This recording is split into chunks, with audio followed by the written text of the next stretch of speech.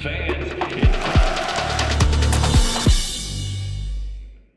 Armstrong's name is one that you won't forget anytime soon. He made history in his very first game as a Baylor Bear, breaking a record that hadn't been done since 1976. The redshirt senior now is only one home run away from breaking Baylor's single-season home run record. I sat down with the slugger who's always been built for the big moments.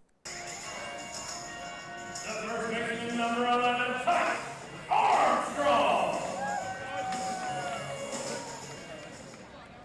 Week one, night one, honestly, February 13th is a night a lot of people learned your name.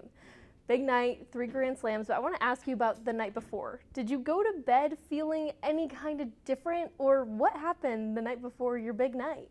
No, I mean, it wasn't anything crazy. It was just getting ready for the opening day of the year. Everybody's excited. You want to do well, especially at a new school like this, and just being able to do that was so cool. Did you feel anything in the air, or like was anything different about your routine that you changed up that day, or did you just wake up ready to ball? Honestly, I've talked about it in a previous interview, but I honestly didn't feel great that day. Like my BP batting practice before, it wasn't anything special.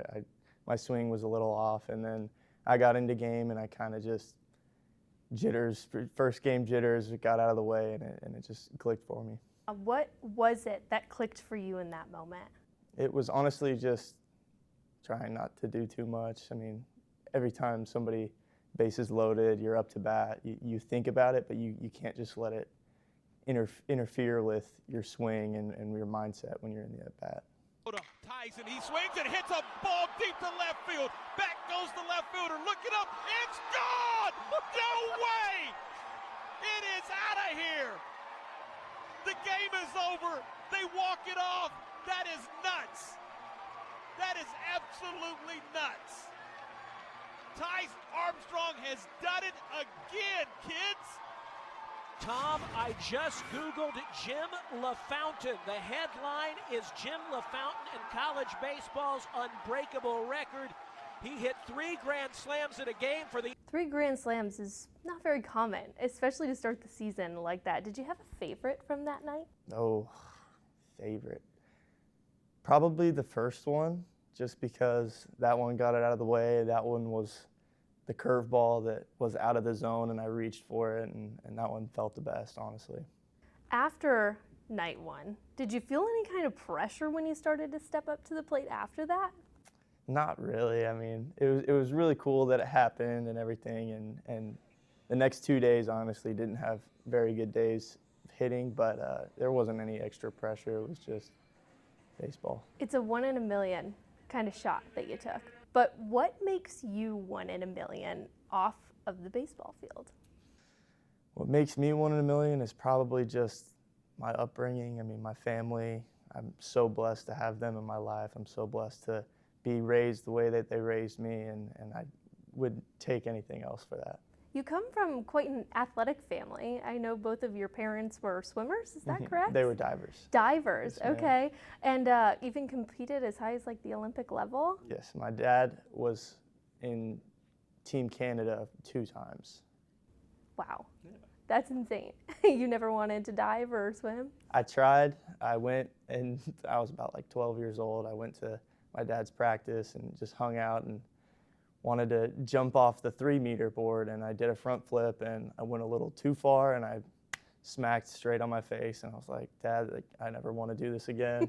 I want to play baseball.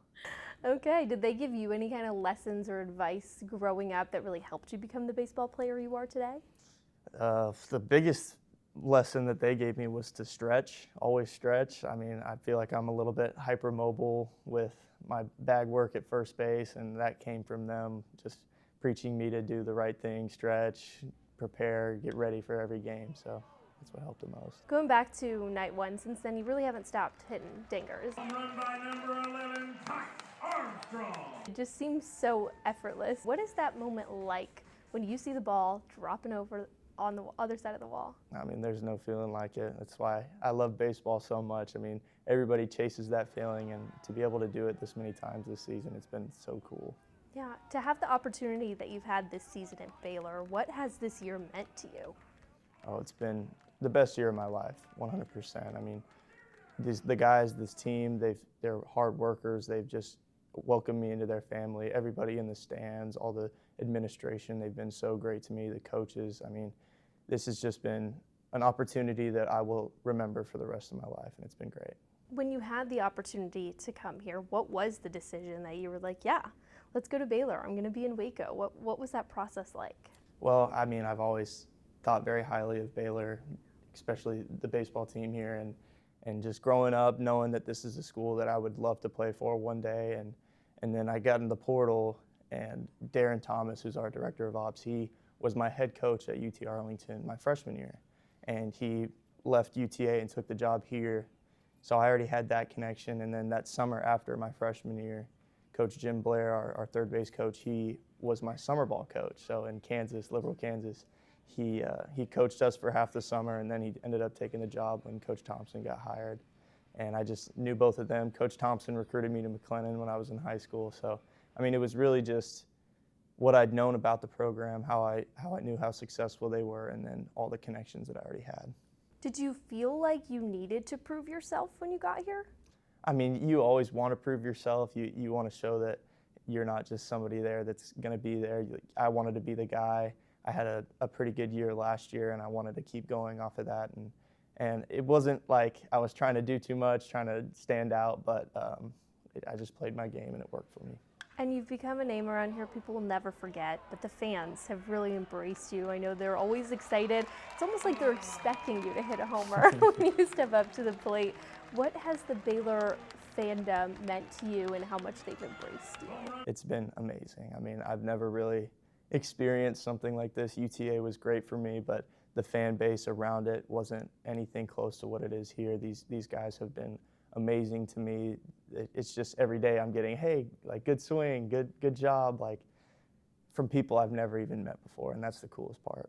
There's only a few more games left of the season. What are you hoping to prove in these final games? I'm just hoping that the team can prove, like, what we're meant to be here for. Like, we haven't really showed what we're capable of to the fullest extent yet, and I just hope that these next few weeks we show really what Baylor baseball is about. And what do you think Baylor baseball is about? I think we're about passion, we're about drive, we're about energy, and we're about history. I mean, we've grown up knowing about this program, knowing about the success in the past, and we just want to carry that tradition and keep it moving forward.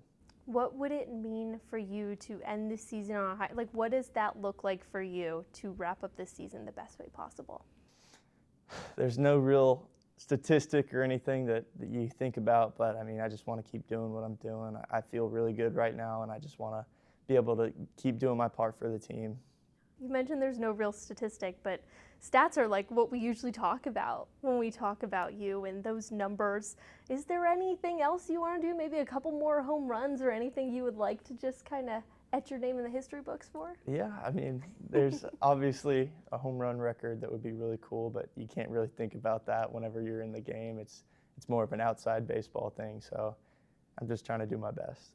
When the world learned about you or got to know your name a little bit better on February 13th, there was quite a few people whose attention you seemed to grab. I know SportsCenter had you on there. There's so many other places that had tweeted or mentioned your name. Was there a name that said something about you that you remember and you were like, whoa, that's cool, I never thought so-and-so would be talking about me like that? Yeah, I mean, John Boy Media, there's a big baseball podcast and social media like page.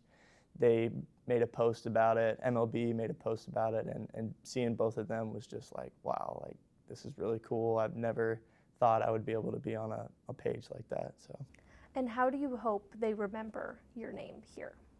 I hope they just like the way that I carried myself in baseball, helped keep the name going. I don't want anybody to think about anything that I did. I just want them to know that I was a part of this team and we were successful. Tyce, is there anything else we need to learn about you that we haven't talked about today? I think we covered it. Okay, awesome job. Thank you. Well, the Bears will take on UCF for their final series at home this weekend. A chance to hit 22 home runs in a single season is on the line for Tyce. Fans.